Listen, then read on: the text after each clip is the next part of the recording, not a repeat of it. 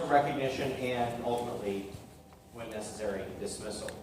So that you build, you have organizational clarity, going back to the previous list, and then all these decisions that you have to make tie back into how well the individual fits and is in alignment with the clarity that you've created in the organization. Okay? Which is really, so here's why we exist. Does this person know why we exist? Are they functioning in a way that is congruent with why we exist? Here's what our plans are for the future. Does this person know what our plans are for the future? Are they functioning in a way that's supportive of where we're going in the future? Right? So you can tie it all back to this point of clarity and singularity. Okay, let's move on to the second force. The second force that makes this work really well is required for kicking it. It's marketplace differentiation. This is going back to what I was talking about with the McDonald's example. Because we're not that, we have to have differentiation. We have to be different. We have to stand out. We have to have a reason for people would come to us before going somewhere else. And so this is a force that's incredibly important and incredibly powerful if we can achieve it. One of the ways that, we help you create marketplace differentiation is the for the people brand concept and collateral. Yeah, that's a great example. Your marketing personality. You in your commercials creates a point of differentiation because nobody can copy you. The advertising saga that exists, that is... Well, it's the frequency, using mass media, using commercials that have a story and a theme to them. It creates what, we described this once as the soap opera secret.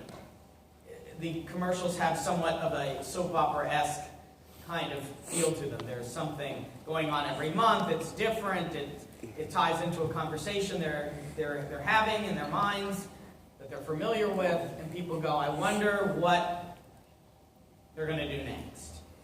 And that saga created from advertising creates a differentiation.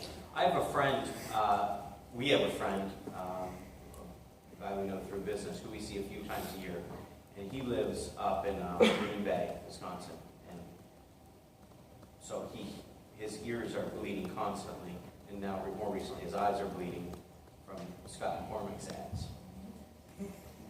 And so he knows that Scott McCormick is a member, and so when we see him, a few times a year, the thing he always talks about is what Scott McCormick's up to lately. As if we don't know.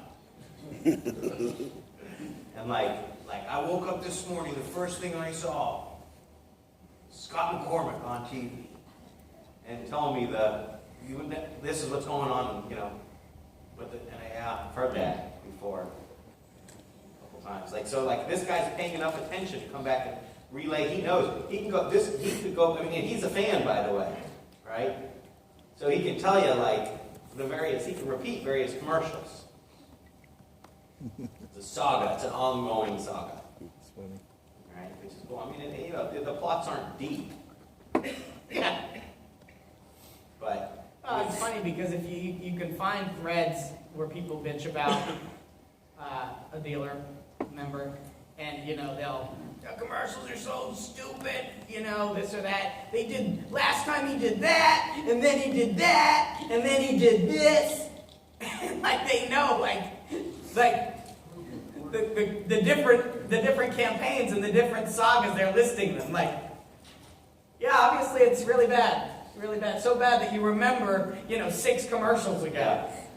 Yeah. Sometimes you'll see in these messages someone needs to tell this guy what the number one advertising sin is, which is usually they say it's to bore people. So people say they're bored because they've heard the ad too many times, and then they'll go on to repeat the last 6 months of advertising. It's well, check with any advertising Maven, and they'll tell you if someone can repeat your last 6 ads, the advertising is effective. Yeah, I mean, compare that to someone else who might advertise with similar frequency, but their commercials don't have this kind of saga feel to them, and it's like, nobody can tell you No. anything about their last commercial, because just a commercial, but that's the power of this, the power of the personality. Absolutely.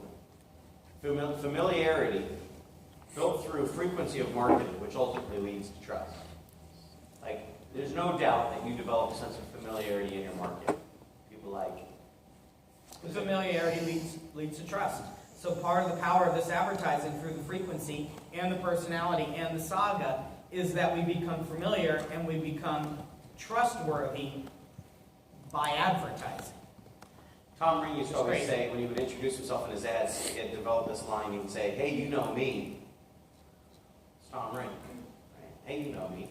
"Hey, you know me." Right? "Yeah, that's right, I do. Yeah, I know this guy. This guy's familiar. Sounds familiar." And then ultimately, "Of course I know you. I hear you constantly." Right? And you become a local celebrity. People know about you. People talk about you behind your back. People, complain about you on social media. People like you on social media. It's the ultimate rule of thirds, right? When you properly differentiate yourself, the effect is the rule of thirds, which is that a third of the people will be really electrified by it. They'll be drawn to you. And a third of the people will be repelled. And a third of the people will continue to ignore you, which is common. But that's better than everybody ignoring you, which is what is generally happening out there in advertising. And you know what the beauty is? Even though a third of the people don't like you, don't like your commercials, a large percentage of those people, when they decide they need a car, They're going to check you out. they'll give you a shot. They'll check you out.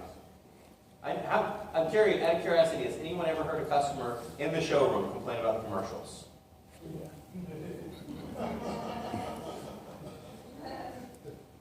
Sorry about that.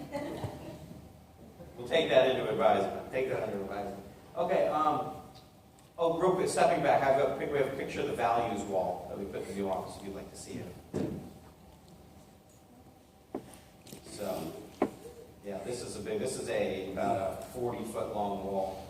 And our values are actually organized into columns out here. You see creativity there on the left. You see Zals popping out there. You see show, results, curiosity. It's not one, but we're considering adding it. Oh, curiosity is not one, but it's on the list of, it might as well be. Efficiency, persistence, and esprit de corps. And then sort of supporting ideas and quotes around it. And this is actually designed by, Chris is gone. He's having a baby today, but where's Johan? Johan, yay!